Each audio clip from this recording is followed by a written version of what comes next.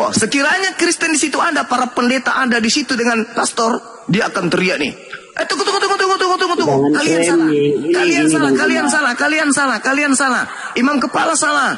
Mahkamah agama salah. Orang Farisi salah. Orang Yahudi salah. Kalian salah. Duduk. Saya ini sebagai pastor, sebagai pendeta ingin bicara sama kalian. Kalian ini semuanya salah semua ini. Kalian ini tidak mengerti apa-apa. Yang benar adalah Yesus itu harus mati untuk dosa waris.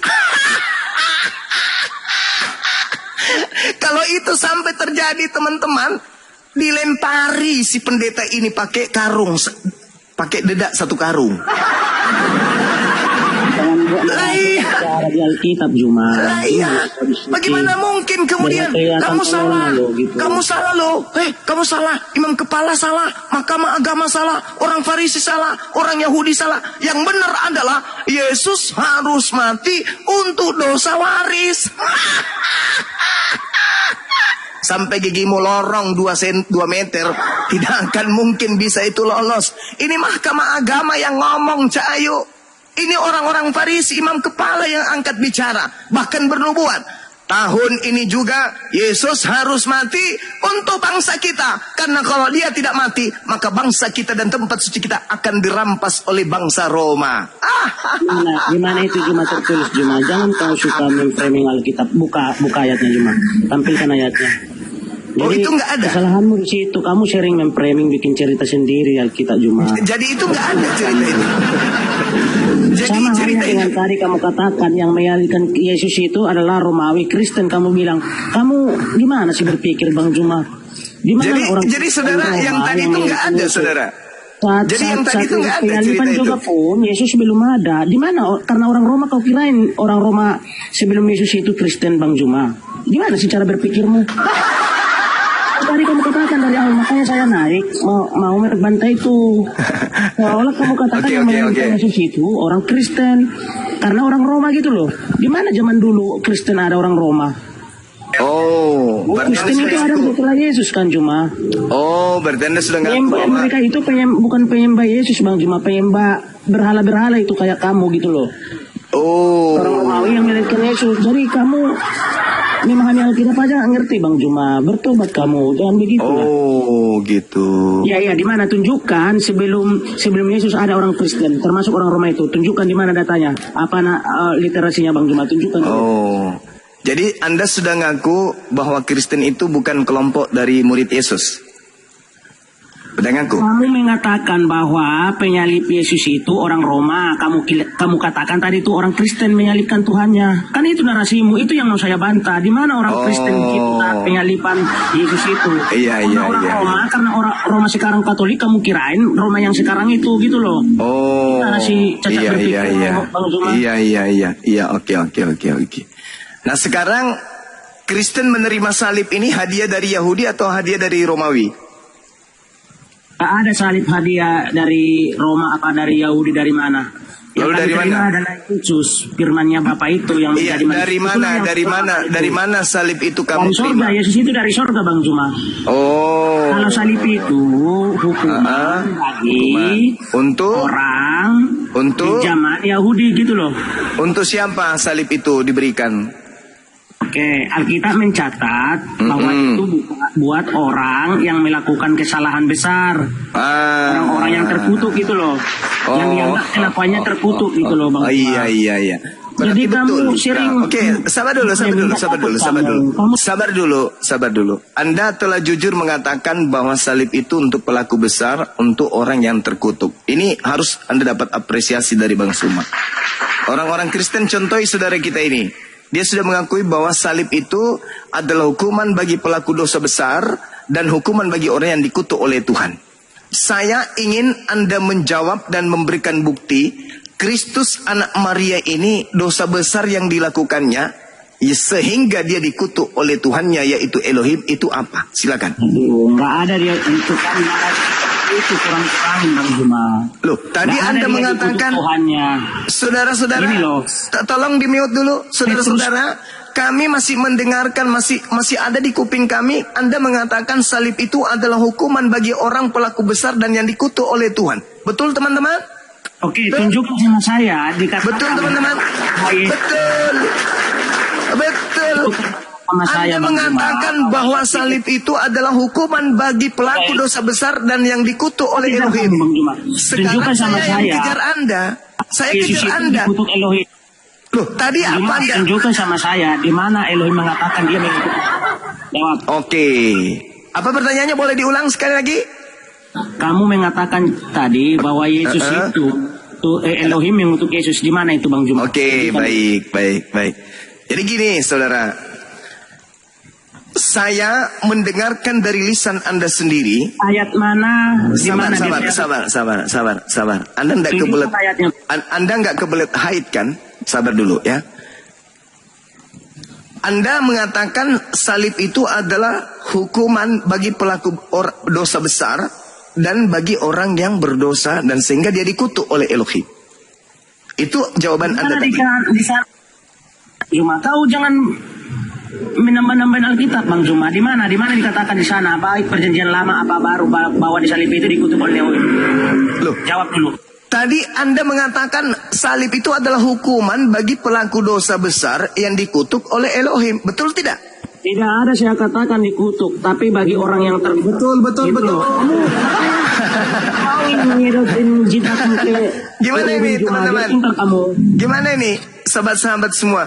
Tadi kita mendengarkan beliau ngomong, kutuk salib itu adalah hukuman bagi pelaku dosa besar dan yang dikutuk oleh Elohim. Kami mendengarkan itu. Di mana di sana dikatakan? Oke, nanti putar ulang. Di mana saya katakan dikutuk Elohim, Bang Juma? Jangan kau nambah-nambahin. Sekarang kalau begitu saya tanya, kutuk salib itu hukuman untuk siapa? Aku tanya dulu. Untuk manusia.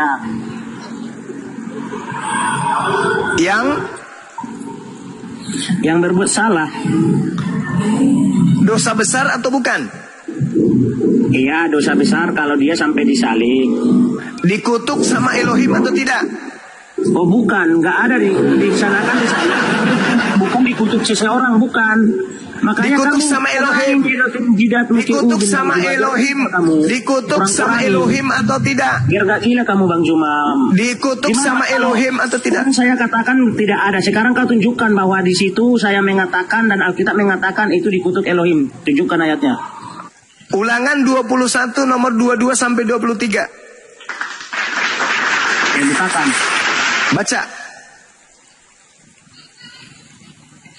Baca. Silakan Anda baca. Padahal dia tahu nih, tadi dia sudah ngaku sebenarnya. Tapi namanya pengikut Kristus palsu ya kayak gini. Kalau nggak nipu dirinya sendiri ya bukan pengikut Kristus palsu dong. Yukhadi'una Allah walladzina amanu wa ma yakhda'una illa anfusahum wa ma yash'urun. Pengikut Kristus palsu ingin menipu Allah dan menipu orang-orang beriman. Padahal sesungguhnya pengikut Kristus palsu itu hanya menipu diri mereka sendiri. Tuh Quran saya mengatakan. Tuh ulangan 21 nomor 22 23 saudara. Apabila seseorang berbuat dosa yang sepadan dengan hukuman mati lalu ia dihukum mati kemudian di kau mana gantung dia. dikatakan bahwa di sana digantung di tiang salib itu dikutuk Elohim, Bang Juma? Itu nomor 23-nya. Baca, saya baca kitab saya. Apabila seseorang berbuat dosa yang sepadan dengan hukuman mati, nomor 23. lalu ia dihukum mati kemudian kau gantung kau gantung pada sebuah tiang. Di mana dikatakan Elohim di sana mengutuk yang tergantung di sebuah tiang? 23. Maka janganlah mayatnya dibiarkan semalam-malaman pada tiang itu, tetapi haruslah engkau menguburnya dia pada hari itu juga, sebab seorang yang digantung terkutuk oleh Elohim.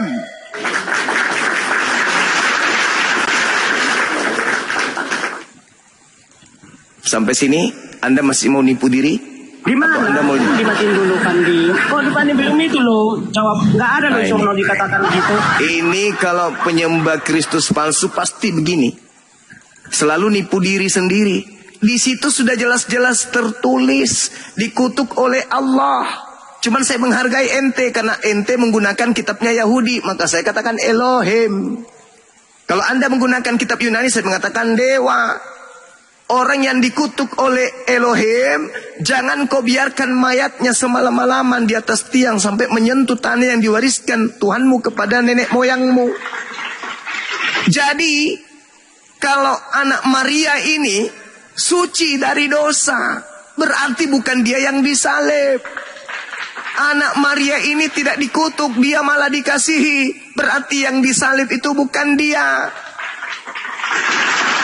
Apa dosa Yesus yang Yesus lakukan sepadan dengan hukuman mati? Ada? Nggak ada. Dosa apa yang Yesus lakukan sampai dia dikutuk oleh Bapa yang mengutusnya? Tak ada. Berarti yang disalib, yang disembah Kristen ini siapa? Kristus juga. Tapi bukan Kristus anak Maria. Tapi Kristus sibilisisis. Sadar kawan. Sadar. Jangan kau fitnah Yesus itu pelaku dosa. Jangan kau fitnah Elohim telah mengutuk Yesus anak yang disucikannya. Jangan. Yang dikutuk biarkanlah dia yang memenuhi syarat. Siapa dia? Pemakan suap, pengkhianat, pelaku dosa besar yang sepadan dengan kutukan, yang pantas dikutuk oleh Elohim. Jangan kau dudukkan Yesus manusia suci itu di situ, jangan. Jangan kau kotori dia. Dia adalah manusia yang suci, lahir karena Roh Kudus, tak pernah ternodai dengan dosa setitik pun. Dan dia adalah orang yang ceramah gimana ini? Ceramah dongeng terus dia, Pandi. Ya sudah, kalau begitu. Oke, sekarang kau yang bicara selama 10 jam untuk membuktikan bahwa Yesus anak Maria punya dosa besar yang sepadan dengan kutukan Elohim. Silakan, saya tunggu. Jangan ada yang berbicara selain ente. Kalau ada yang berbicara selain ente, timpuk mulutnya pakai emas batangan. Silakan, lu yang ngomong. 10 jam untuk membuktikan bahwa Yesus punya dosa yang sepadan dengan kutukan oleh Elohim. Silakan.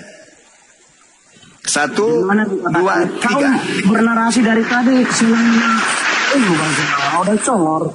Menambah-nambahin Alkitab gitu loh. Gak ada dikatakan di sana yang tergantung yang salib itu diketuk Elohim. Itu namanya Alkitab itu. Berbicara Yesus ya, itu kan Yesus bahkan difitnah dalam hal itu gitu loh, bahwa Yesus mengaku dirinya anak Allah. Orang ini Mas, ntar dulu Pandi, ada orang saya.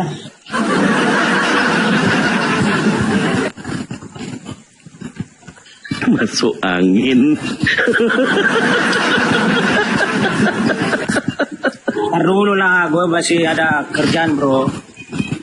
Tapi nggak suka aja narasi kalau kamu berdebat Bang Zuma, bahwa baca Alkitab itu secara letterlek, baru kamu terangkan biar kamu mengerti. Jangan tambahin, jangan kurangin kayak tadi. Kata-kata seperti itu tidak ada kau tambahin. Jadi orang, kamu menyesatkan Bang Zuma gitu loh maksudnya bro. Makanya saya bilang bertobat kamu. Menangis itu dalam ayunan, jangan di dalam TikTok. Ketawain orang dewasa. Itu Bang Zuma tadi betul loh, Yesus tidak melakukan pelanggaran. Nggak masuk angin ini Kojiro, ini aman dia. Bang Zuma betul, Yesus tidak melakukan pelanggaran apapun yang setimpal dengan hukuman mati. Betul itu Bang Zuma.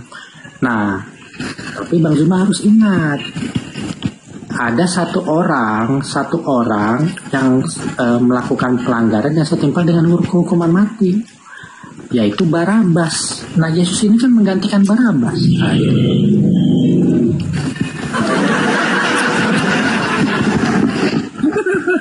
Apa orang-orang ini?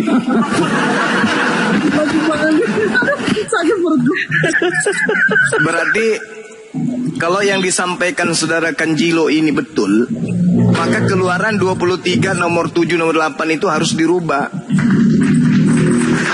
Bunuhlah orang yang tidak berdosa, bunuhlah orang yang benar, sebab aku Tuhan akan membenarkan pelaku dosa.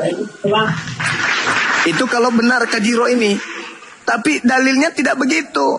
Dalilnya, jangan kau membunuh orang yang benar, jangan kau membunuh orang yang tidak bersalah, sebab aku Tuhan tidak akan membenarkan orang yang bersalah. Dengan kata lain, jangan kau bunuh Yesus, sebab aku Tuhan tidak akan pernah membenarkan orang-orang Kristen. Itu yang betul. Maka kembali kepada pola awal, bahwa kutuk itu Salib itu hanya berlaku bagi mereka yang melakukan dosa besar yang sepadan dengan hukuman mati akibat kutukan Tuhan. Pertanyaannya, apa dosa Yesus kami? Apa yang maksiat yang dilakukan Yesus kami? Adakah? Tidak ada. Berarti kembalikan Yesus kami. Rangkul Yesusmu yang keluar dari kubur itu. Rangkul sekencang-kencangnya. Bawa dia bersamamu. Kau mati sama dia. Silakan Anda rangkul. Dia adalah makhluk yang dikutuk oleh Tuhan yang keluar dari kubur itu. Silakan kamu rangkul dia. Sembah dia sampai kalian mati. Silakan. Tapi jangan kau sentuh Yesus kami yang datang di tengah Bani Israel sebagai jalan untuk menuju kepada pencipta langit dan bumi. Silakan Anda dengan Kristus kalian. Silakan. Ponjilo. Tadi Bang Zuma itu nggak ngedongeng loh tadi loh. Itu benar. Itu ada di Yohanes 11 angka 48. Ini aku bacain ya, bacain. Apabila kita biarkan dia, maka semua orang akan percaya kepadanya, dan orang-orang Roma akan datang dan akan merampas tempat suci kita serta bangsa kita. Pertanyaan aku Bang Zuma, ini Yesus itu siapa? Yesus ini muridnya cuma 12. Kenapa imam-imam kepala itu bisa mengatakan nanti gara-gara Yesus ini nanti Roma ini akan meluncurkan operasi militer menyerang kita? Apa ini? Apa spesialnya Yesus loh? Anda mungkin bisa berselancar ke dalam kitab Lukas 23, di mana di sana ada kondisi di mana Yesus ini dituduh melarang orang-orang untuk membayar pajak. Coba Anda lihat di dalam Lukas 21 bukakan ayatnya, kita lawan teman-temannya. Ini juga satu penjual cendol. Diam aja kau. Giliran mencret kau ada tamu. Giliran saya ngomong sama Kak Jilo kau balik bicara. Saya masih buka usaha. Udah kau diam dulu kalau gitu. Kau benerin itu celana dalammu, kau benerin dulu. Ngomong aja nyerocos, ilmu tak ada. Diam udah. Lukas berapa? Udah. Lukas 23 nomor 1 nomor 2 tak bacain. Lalu bangkitlah seluruh sidang itu dan Yesus dibawa menghadap Pilatus. Di situ mereka mulai menuduh Yesus. Katanya, telah kedapatan oleh kami bahwa Yesus ini menyesatkan bangsa kami dan melarang membayar pajak kepada Kaisar. Ini khawatir mereka. Kekhawatiran mereka kalau orang semakin... Sabar dulu. Sudah dulu kau Subaidah. Ku cakar juga mulut kau nanti. Jadi mereka mengatakan kalau Yesus ini dibiarkan merajalela untuk memberikan mukjizat-mukjizat, orang semakin banyak percaya kepadanya. Dan kalau orang semakin banyak percaya kepadanya, maka orang-orang akan terpengaruh. Kalau orang terpengaruh, mereka tidak akan bayar pajak. Kalau mereka tidak punya bayar pajak, kita tidak punya upeti untuk Kaisar. Kalau kita tidak punya upeti untuk Kaisar, maka Roma akan datang menghancurkan bangsa kita. Itu polanya. Iya, makanya berilmu. Gini loh Bang, ini Yesus ini kan ibarat orang yang punya IG followernya cuma 12. Kalaupun dia ngomong seperti itu Bang, itu ngaruhnya apa Bang? Dia cuma la haula wala quwata illa billah. Anda tahu nggak ketika Yesus itu masuk ke tanah Yudea, Galilea, menggunakan keledai atau kedelai, menggunakan kendaraan kedelai. Dia masuk, seekor kedelai diambilnya, lalu masuk keledai, ke dalamnya. Hah? Keledai. Iya, kedelai. Jadi dia masuk, apa kata orang? Hosana, Hosana, Hosana, Hosana, Hosana. Bergemuruh Yerusalem dengan kata itu, doa itu. Diberkatilah Yesus anak Daud, diberkatilah anak Yesus anak Daud. Orang datang berbondong-bondong percaya kepada dia.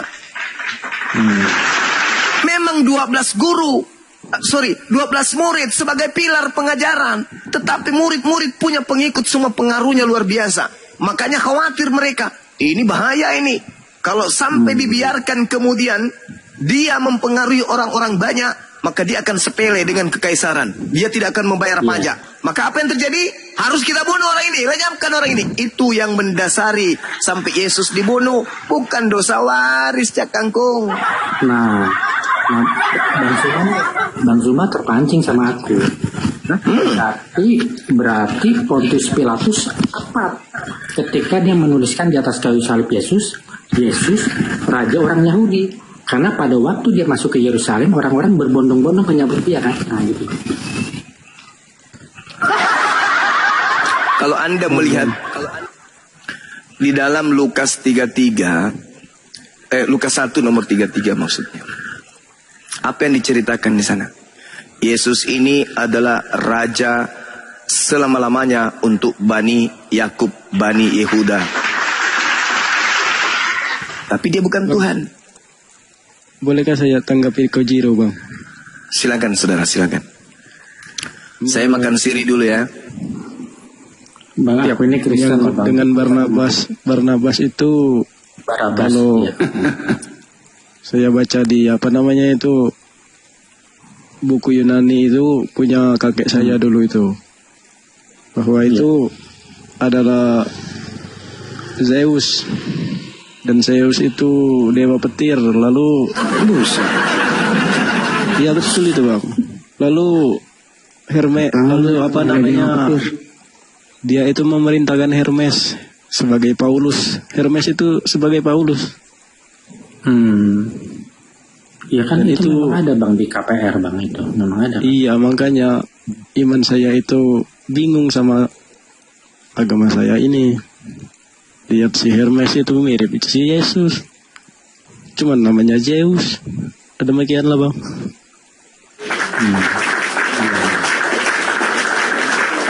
Gara-gara RK ini banyak orang mau alam nanti gara-gara RK nih. Gara-gara super pel nih. Dari Yunani semua tuh ngawur, penyembah berhala semua itu. Ini Bang Ambo ini Kristen atau Muslim, Bang? Saya Kristen, Bang. Yang disembah siapa, Bang? Yang disembah siapa? Kenapa? Sesembahannya siapa? Yesus lah. Bang, Ambo. Yesus itu mulia atau terkutuk, Bang? Mulia dong. Terus yang Apa terkutuk bisa di salib siapa? Itu ini pemahaman kita ini sebenarnya salah. Pemahaman kalian maksudnya. Salib itu dibuat itu dari Yesus itu belum top-topnya itu udah ada. Salib itu dibuat khusus untuk orang yang bersalah, bukan dikhususkan untuk Yesus. Saya ulang ya, Bang. Ya. Dikutukan.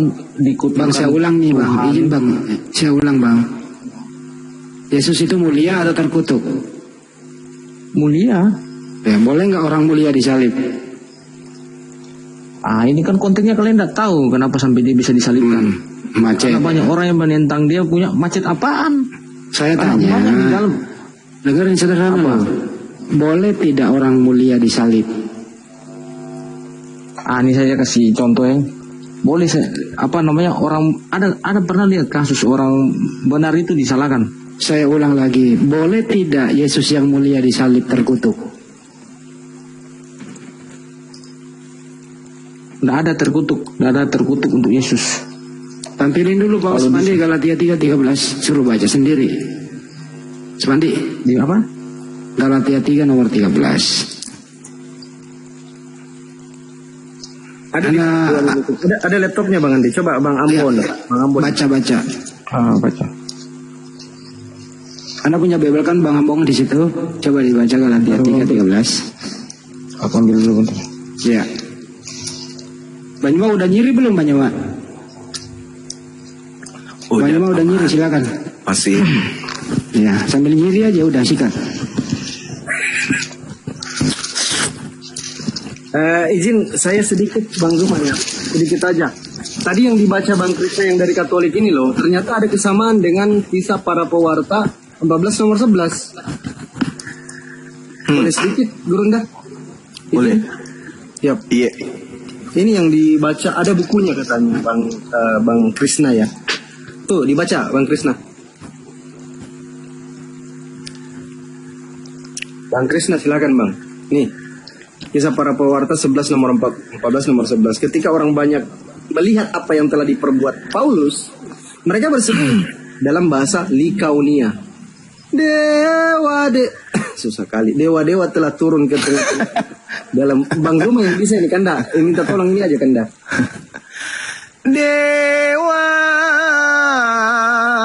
Dewa telah turun di tengah-tengah kita.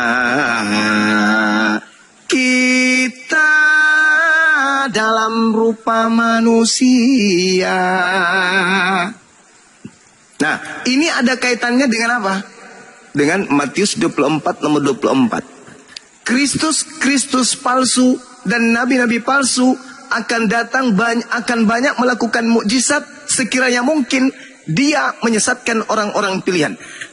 Kenapa kemudian orang-orang yang ada di Likaonia ini menganggap kemudian Paulus ini seperti dewa Hermes? Kenapa? Karena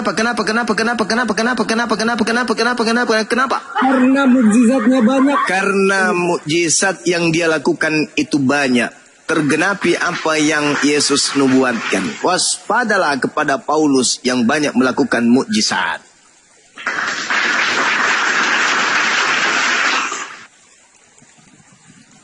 Jadi Kristen tak sanggup menunjukkan satupun dosa Yesus yang bisa meloloskan Yesus sebagai orang yang disalib. Saudara-saudaraku Kristen, dengarkan ini. Mumpung Bang Suma familiar di kuping kalian, dengarkan. Bang Suma ingin ngomong sama kalian. Orang yang disalib syaratnya ada 2. Yang pertama, melakukan dosa di mana dosa ini sepadan dengan hukuman mati.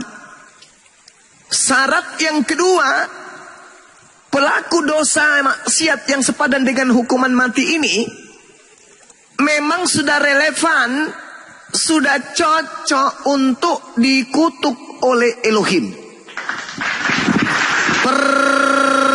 Pertanyaan saya, apakah Yesus anak Maria memenuhi syarat?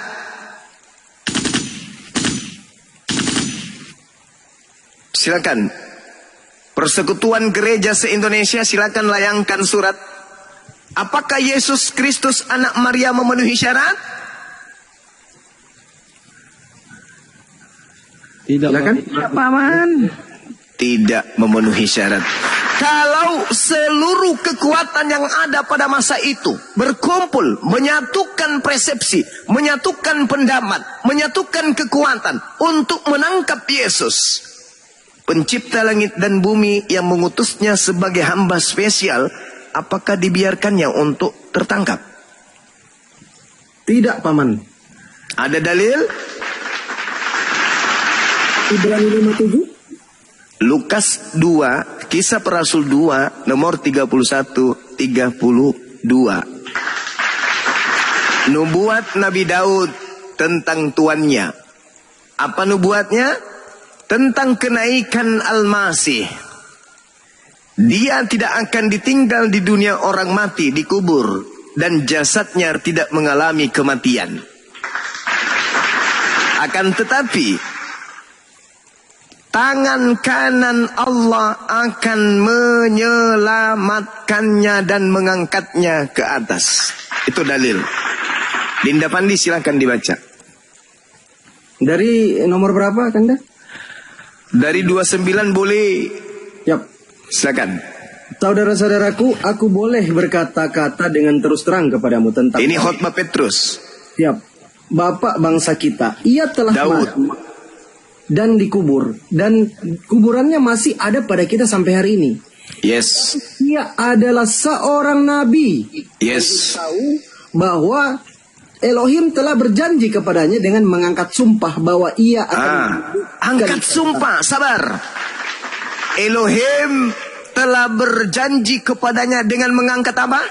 Sumpah. Sumpah. Elohim bersumpah. Ada yang bisa mengalahkan ini? Sumpah Elohim. Apa sumpahnya? Baca. Apa sumpahnya? Baca. Bahwa ia akan mendudukkan seorang dari keturunan Daud sendiri di atas takhtanya. Terus? Karena itu, ia telah melihat ke depan dan telah berbicara tentang kebangkitan Mesias. Ketika ia mengatakan bahwa dia tidak ditinggalkan di dalam dunia orang mati. Dan dagingnya tidak mengalami kebinasaan. Subhanallah. Lalu?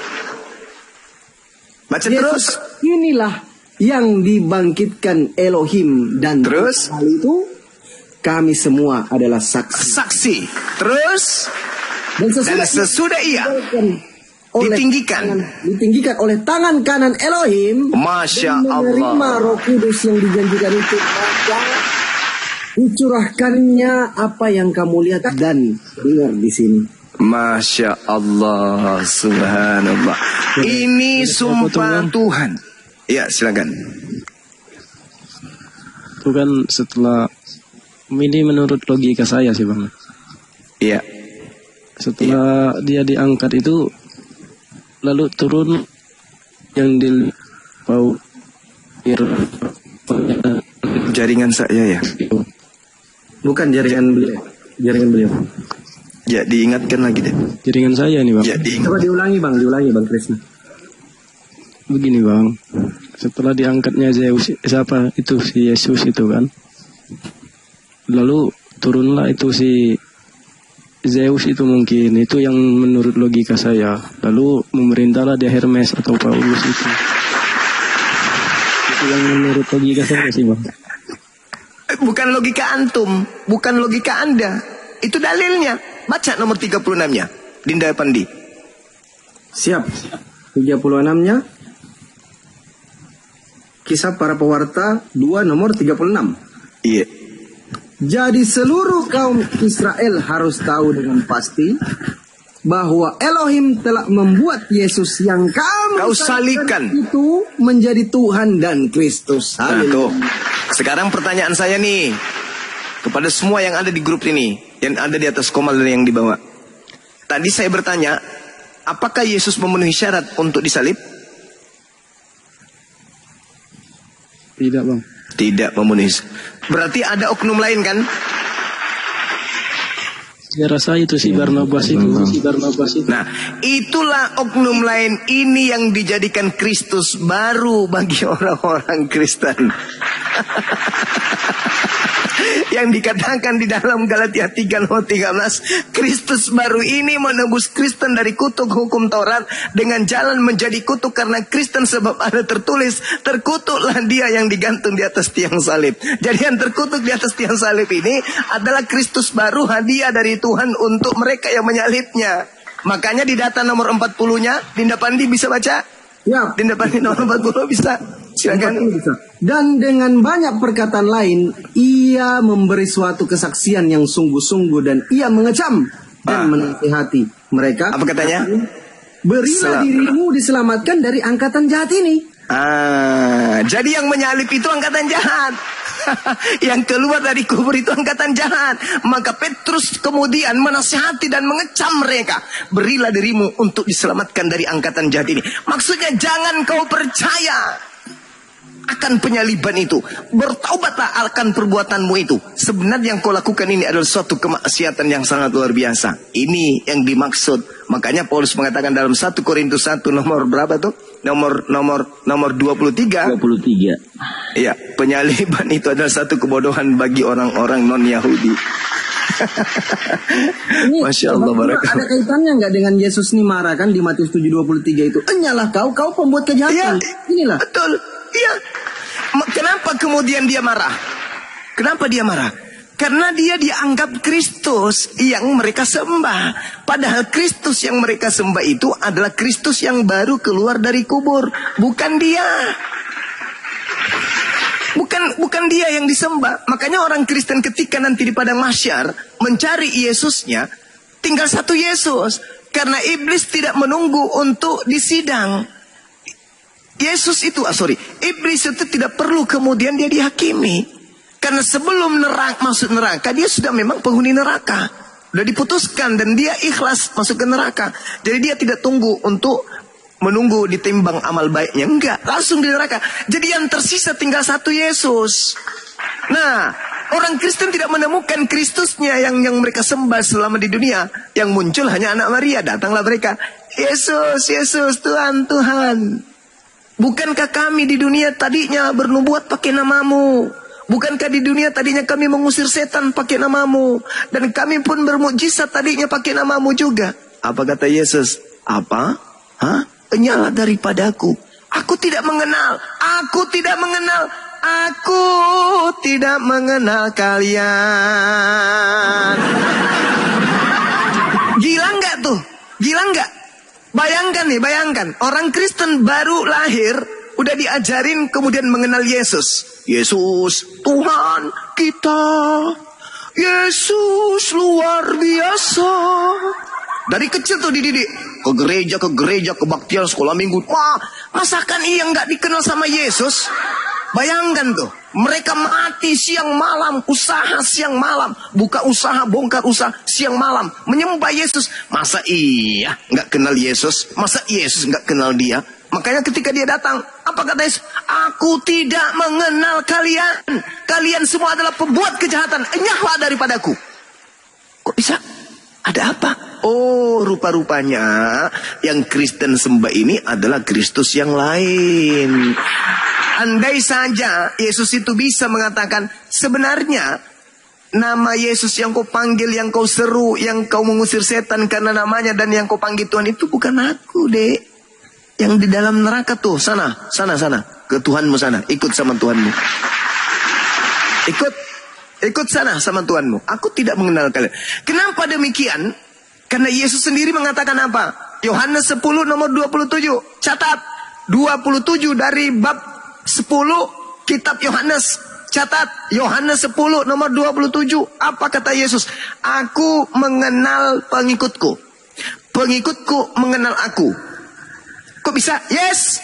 Mereka mendengarkan suaraku dan mengikuti aku. Mari kita urai. Ketika Yesus berkata, aku diutus hanya kepada domba yang sesat dari umat Israel. Orang Kristen dengar nggak? Mau nggak orang Kristen dengar itu? Mau nggak? Nggak mau.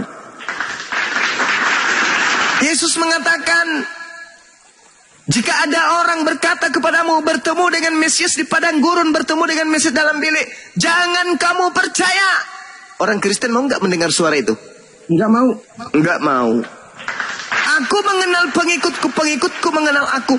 Mereka mendengarkan suaraku dan mengikuti aku. Ketika Yesus berkata hidup kekal itu adalah satu-satunya Tuhan yang di langit dan aku hanya utusan, orang Kristen mau ikut nggak? Nggak mau. Ketika Yesus bersunat, Kristen mau nggak? Nggak mau. Ketika Yesus kemudian puasa, Kristen mau nggak? Nggak mau. Ketika Yesus menyembah hanya satu Tuhan, Kristen mau nggak? Nggak mau, maunya 3. Ketika Yesus kemudian mengajarkan hari Sabtu Sabat, mau nggak? Nggak mau, hari Minggu. Ketika Kristen mengajarkan untuk jangan makan yang diharamkan oleh Nabi Musa, mau nggak? Nggak mau. Nggak mau.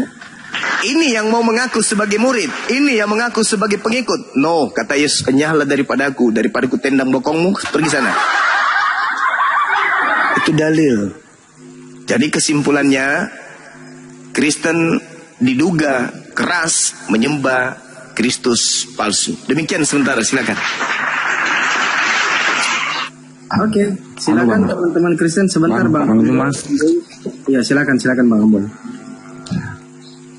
Minta maaf agak terlambat aku tadi. Tidak nyimak Kristus yang salah ini yang mana? Yang Abang juga maksud ini? Kristus yang salah. Silakan Guru. Yang di kayu salib atau yang sesudah di kayu salib atau yang mana? Yang di kayu salib, Bang. Bukan Yesus yang di kayu salib. Yesus orang suci ini tidak lolos. Berarti mungkin dia tidak disalibkan. Yes, dia nggak disalibkan. Dia diangkat langsung oleh tangan kanan Elohim ke langit. Yang disalibkan adalah orang yang diserupakan dengan dirinya. Itulah yang disembah oleh saudara-saudara kami Kristen. Apa buktinya? Ada ayatnya nggak, Bang? Ayat yang mana nih? Ayat mana? Yang menunjukkan kalau dia itu memang bukan Yesus yang asli itu.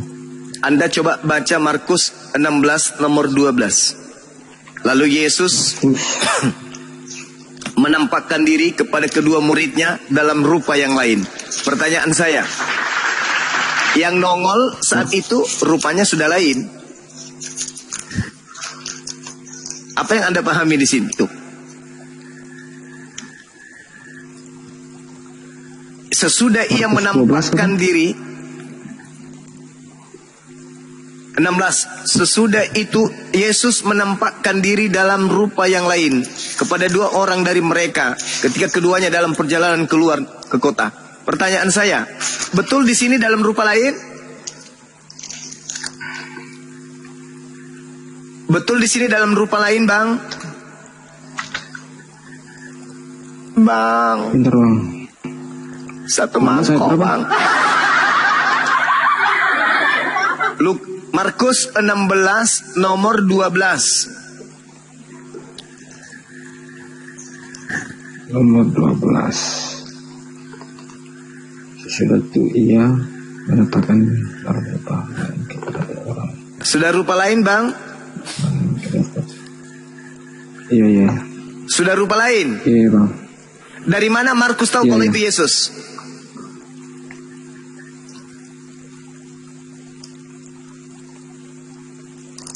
Kurang tahu juga sih. Karena itu sudah bukan Yesus. Itu sudah bukan Yesus. Apa buktinya dia bukan Yesus? Dalam rupa lain. Tetapi supaya dianggap itu Yesus, maka dikatakan, maka dia Yesus menampakkan diri dalam rupa yang lain kepada kedua muridnya. Dari mana Markus tahu kalau itu Yesus? Yang kedua, Kisah Para Rasul 25 nomor 19. Mereka berselisih paham tentang seseorang yang bernama Yesus. Paulus mengatakan dia masih hidup, sedangkan yang lain mengatakan dia sudah mati. Bang, boleh saya tanya Bang Juma? Boleh? Itu Barnabas itu emang ada kitabnya ya? Barnabas itu muncul di apa ya? Abad 16 kok nggak salah. Sesudah si Yesus itu diangkat kah? Iya, betul. Tapi begini saudara, kalau Anda membaca Kisah Para Rasul, Anda akan menemukan bahwa Paulus ini hanya orang nebeng. Yang utama dari murid yang harusnya ke Antiokhia itu adalah Barnabas, bukan Paulus. Barnabas ini yang memanggil Paulus untuk melakukan penginjilan di Antiokhia. Di sana mereka berselisih paham. Berarti Yang- betul itu Bang. Iya. Si Barnabas itu yang disebut Zeus itu. Nah, Itulah betul. lagi, kan? Barnabas Zeus, Paulus itu Itulah Hermes. Tuhannya Betul. si Paulus. Itu Ah. menurut logika saya. Iya, menrasa enak buah.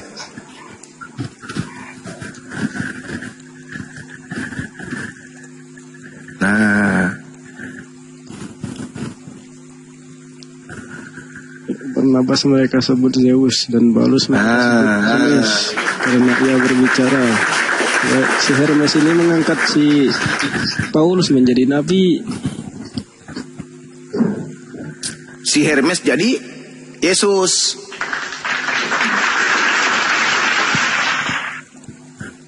Enggak Bang.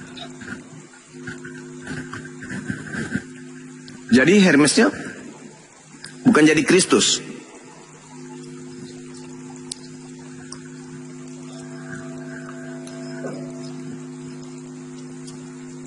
Yang pada intinya teman-teman sekalian, saya akan tetap teguh dalam pendirian Yesus itu manusia suci.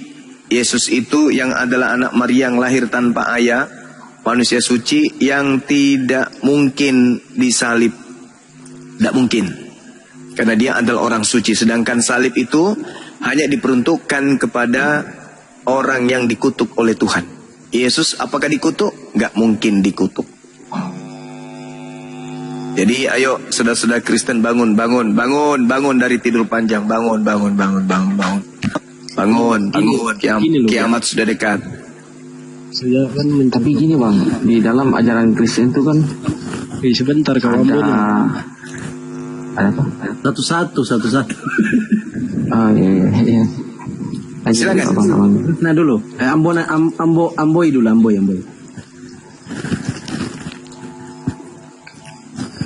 Silakan Bang Amir. Ini dalam ajaran Kristen itu kan tentang penyaliban Yesus itu kan udah ada dalam perjanjian lama.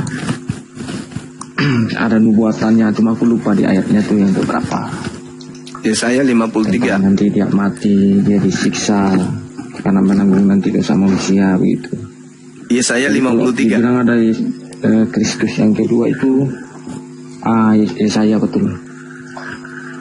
Jadi Nah, kalau dibilang ada Yesus Kristus yang kedua itu berarti dia kayak sesuai dengan nubuatan itu.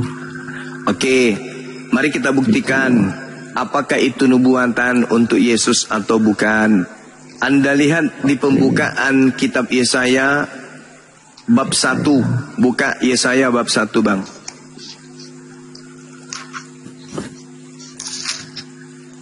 Boleh baca nomor 1-nya? Bentar ya, Bang. Iya. Saya dulu lah Bang, nanti lupa saya main Bang.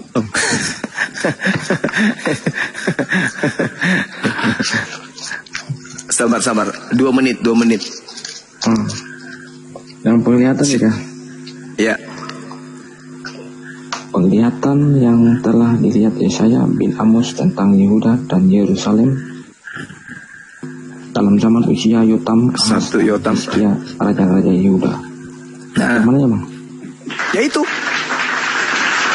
Jadi Yesaya bin Amos itu mendapatkan penglihatan dari Elohim. Penglihatan tentang siapa?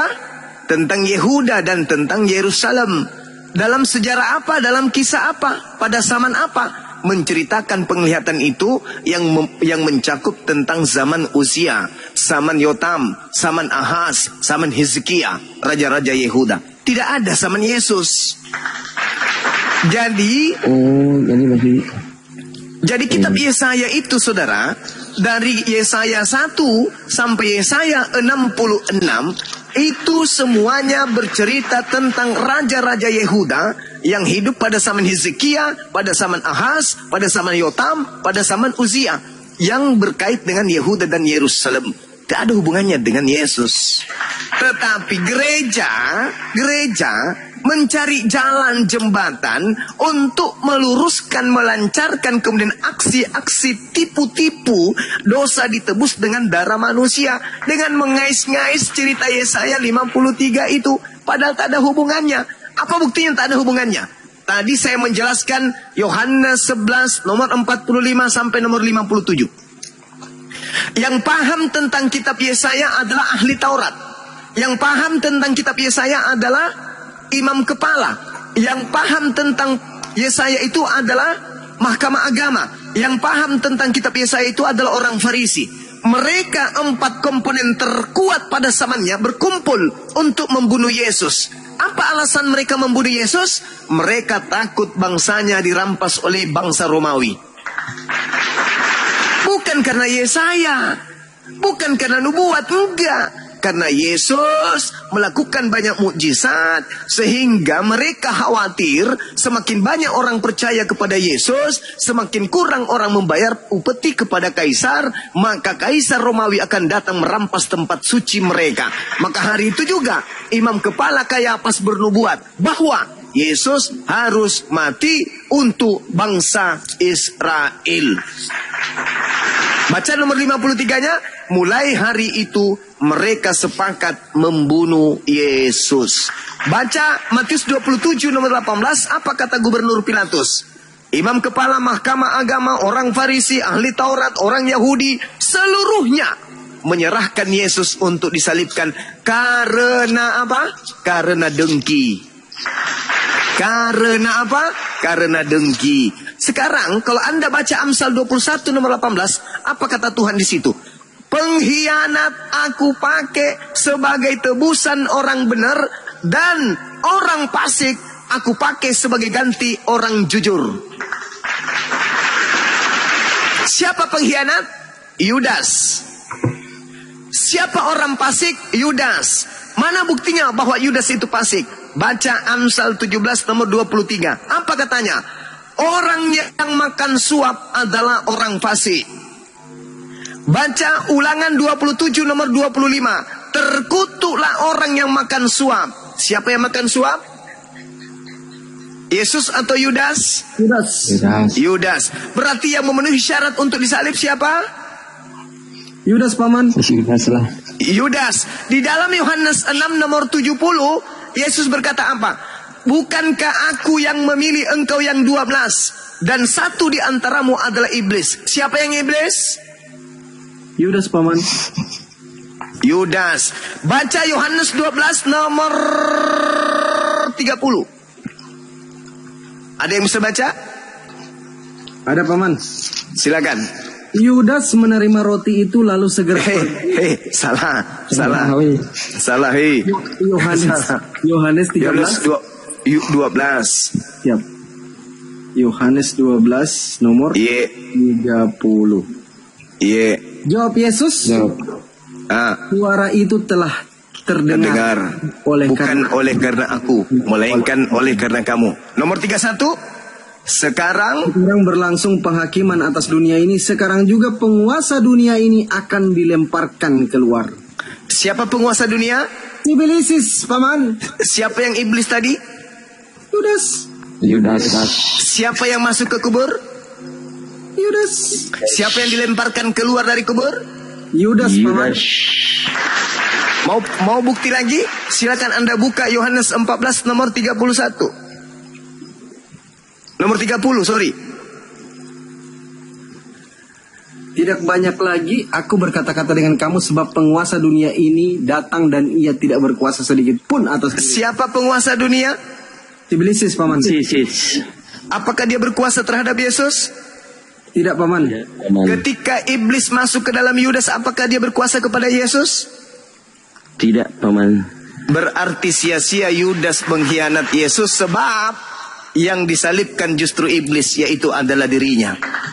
Selesai perkara bagi orang yang berakal. Bagi orang yang iman buta, doktrin dan dogma akan menolak ini semua. Padahal ini data ada di dalam Bible. Yukhadi'una Allah walladzina amanu wa ma yakhda'una illa anfusahum wa ma yash'urun. Mereka orang-orang kafir ingin menipu Allah dan menipu orang-orang beriman, padahal sesungguhnya mereka hanya menipu diri mereka sendiri. Ini Gurunda izin, ini juga yang dikatakan di dalam surah Al-Bayyinah ayat 6 ya. Bismillahirrahmanirrahim. Ulaika hum syarrul bariyah. Mereka adalah sejahat-jahatnya makhluk. Iya, bukan sejahat-jahatnya, seburuk-buruknya makhluk. Ya. Kalau jahat itu berhenti menjadi jahat, menjadi baik. Tapi kalau buruk, susah itu berhenti. Ini teman-teman, cobalah secara, jangan membawa akidah, jangan membawa agama. Sudut pandang kehidupan kita sebagai anak manusia aja dulu. Kita duduk merenung, pesan kopi sama Mak Timang dengan pisang goreng sedikit, minta sama Uwa Ian, lalu kita hirup rokok sebatang, duduk menatap ke dunia luar dari Indonesia. Tengok ke Israel, lalu tengok ke Roma. Kristen pertama menapaki kakinya di bumi itu di Roma. Mereka menyebut diri mereka dengan Katolik. Kenapa orang Israel Katolik tidak satu tempat ibadah? Bukankah Katolik menggunakan kitabnya Yahudi?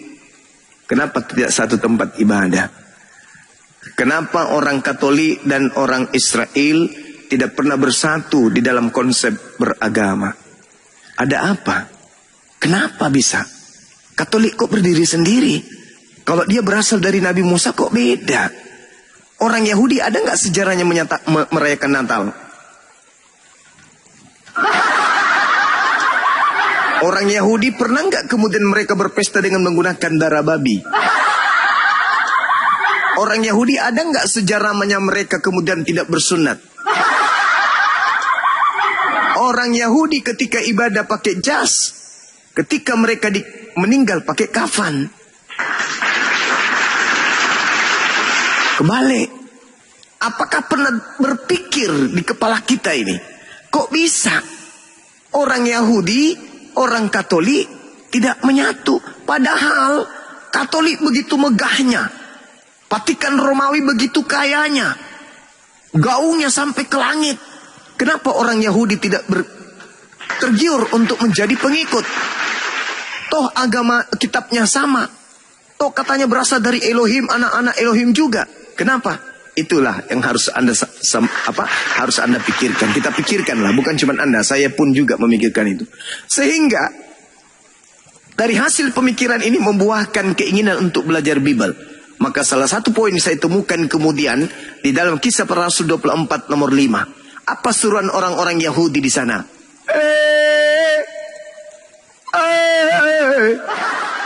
Inilah dia si Paulus, si penyakit sampar yang telah menyesatkan seluruh orang Yahudi di dunia, orang beradab. Dan dia adalah tokoh dari Kristen. Yang kedua, kita dihantarkan kemana teman-teman? Dihantarkan ke Kisah Para Rasul 21 nomor 15 sampai nomor 26. Apa yang tertulis di sana? Ternyata saudara-saudara Islam Kristen, dengar. Ternyata di dalam Kisah Para Rasul 21 nomor 15 sampai nomor 26, Paulus bertaubat dari mengajarkan ajaran Kristen. Subhanallah. Tidak percaya? Silakan Anda buka Kisah Para Rasul 21 nomor 15 sampai nomor 26. Paulus bertaubat dari mengajarkan surat-suratnya. Kalau ada yang berkenan untuk membaca, silakan kita simak. Bertaubat dia ditahirkan, lalu dia mempersembahkan kurban. Wow. Padahal dia sudah mengatakan Yesus adalah kurban untuk sekali. Yesus sudah menebus dosa. Tapi kenapa ketika dia kembali ke Yerusalem, dia malah ikut mempersembahkan kurban lagi?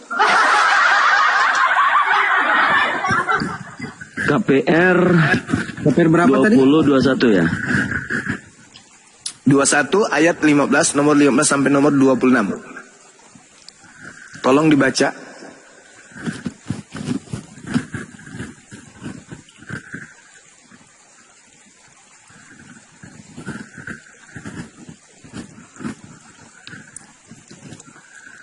Hoi!